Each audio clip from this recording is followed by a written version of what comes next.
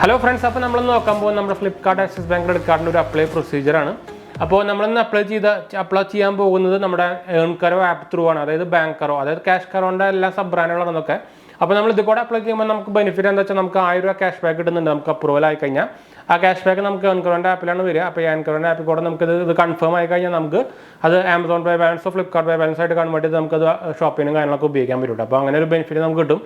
direct access bank Flipkart app apply benefit normal Flipkart Access Bank Flipkart voucher actually voucher voucher balance cashback separate Flipkart Access Bank apply referral link in the description.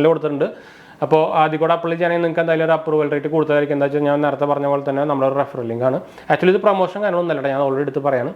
അപ്പോൾ നമ്മളെ cash കവറും എൻകവറൊക്കെ video നമ്മൾ മുമ്പ് ചെയ്തിട്ടുണ്ട്. ഞാൻ actually ഉപയോഗിക്കുന്ന രണ്ട് ആപ്പുകളാണ്. എന്ന് വെച്ചാൽ നമ്മൾ ഷോപ്പ് ചെയ്യുമ്പോഴും കാര്യങ്ങളൊക്കെ നമുക്ക് ക്യാഷ് ബാക്ക് കിട്ടുന്ന ഒരു സംഭവമാണ്. അപ്പോൾ ഞാൻ പ്രത്യേകിച്ച് എടുത്ത് പറയുന്നില്ല, അതിലൊക്കെ അറിയുന്നതായിരിക്കും.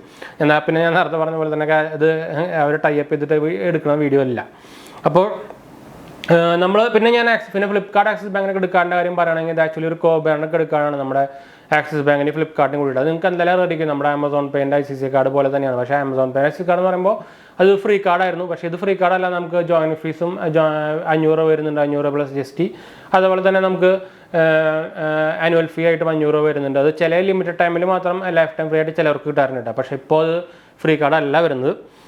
പിന്നെ അതിൻ്റെ ഡീറ്റെയിൽസും കാര്യങ്ങളൊക്കെ ഞാൻ എന്തായാലും ഒന്നുകൂടി പറയാം. ഞാൻ ആക്ച്വലി ഇവരെ നോട്ട് ചെയ്ത് വെച്ചിട്ടുണ്ടായിരുന്നു നമ്മുടെ അവരുടെ ഫുൾ ഡീറ്റെയിൽസ്. അതിൻ്റെ നമ്മുടെ ആമസോൺ പേ ICC കാർഡായിട്ട് കമ്പയർ ചെയ്ത് കഴിഞ്ഞാൽ പക്ഷേ കുറച്ചുകൂടി റിവാർഡും കാര്യങ്ങളൊക്കെ ആയിട്ട് നല്ല കുറച്ചുകൂടി കൂടുതലായിട്ട് നിൽക്കുന്ന ഒരു കാർഡ് തന്നെയാണ്. പിന്നെ ഇത് ഫ്രീ കാർഡല്ല, അപ്പോൾ അതിൻ്റെ ചെറിയൊരു ഡിഫറൻസ് ഉണ്ട്.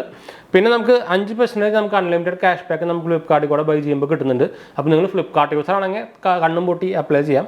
അതുപോലെ തന്നെ 4% ക്യാഷ് ബാക്ക് നമുക്ക് Swiggy, Uber, PVR, Cleartrip, 𝘄𝑄𝑄𝗏 and Tata Play, ഇതിലൊക്കെ നമുക്ക് ഉപയോഗിക്കാം. ടാറ്റ പ്ലേ എന്ന് പറയുന്നത് നമ്മുടെ ടാറ്റ മറ്റേ പണ്ടത്തെ നമ്മുടെ ഡിഷ് TV ആണ്, അതിൻ്റെ പേര് മാറ്റിക്കുന്നതാണ്. അപ്പോൾ അതിൽ നമുക്ക് ഉപയോഗിക്കുമ്പോൾ 4% ക്യാഷ് ബാക്ക് കിട്ടുന്നുണ്ട്. പിന്നെ ബാക്കി എല്ലാ ട്രാൻസാക്ഷനും നമുക്ക് 1.5 ക്യാഷ് ബാക്ക് പെർസെൻറ്റേജ് ആണ് ക്യാഷ് ബാക്ക് കിട്ടുന്നത്. അതൊരു നല്ല കാര്യമാണെന്ന് വെച്ചാൽ ആമസോൺ പേയിലാണെങ്കിൽ നമുക്ക് 1% ആണ്, ഇതിൽ നമുക്ക് 1.5 ആണ് കേട്ടോ.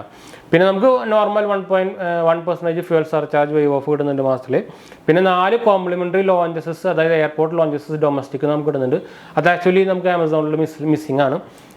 കംപ്ലൈൻറ്റ് ചെയ്യാൻ പറ്റില്ല എന്ന് വെച്ചാൽ ഫ്രീ കാർഡാണ്, അത് ഞാൻ എടുത്തെടുത്ത് പറയുന്നത് അതുകൊണ്ടാണ്. പിന്നെ നമുക്ക് നോർമൽ നമ്മുടെ ഇത് അപ്രൂവ് ആകുമ്പോൾ നമുക്ക് 500 രൂപയുടെ ഫ്ലിപ്കാർട്ട് ഗിഫ്റ്റ് വോച്ചർ നമുക്ക് ഇതിനിവിടെ കിട്ടുന്നുണ്ട്. അത് ഫ്ലിപ്കാർട്ടും ആക്സിസ് ബാങ്ക് കൂടി ഇറക്കുന്ന ഒരു കോംപ്ലിമെൻ്റ് ആണ് കേട്ടത്.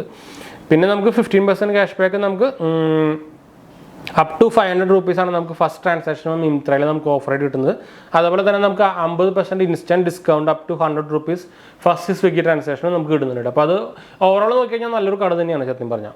പിന്നെ ഞാൻ നേരത്തെ പറഞ്ഞ പോലെ തന്നെ ജോയിൻ ഫീസ് 500 വരുന്നുണ്ട്, ആനുവൽ ഫീസ് 500 വരുന്നുണ്ട്. നമുക്ക് ഒരു ആനുവലി നമ്മൾ 2 ലക്ഷം സ്പെൻഡ് ചെയ്യുകയാണെങ്കിൽ നമുക്കത് വേവ് ഓഫ് ഇത് കിട്ടുകയും ചെയ്യും കേട്ടോ.